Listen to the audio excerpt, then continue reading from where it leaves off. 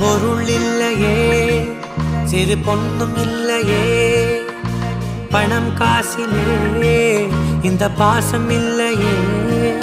அன்பான மகள் வந்தார், அம்பானி நானாகிறேன். இந்த இன்ப மகாராஜ பெற்ற புது ரோஜ எலிசபெத் ராணியின் பேத்தியே.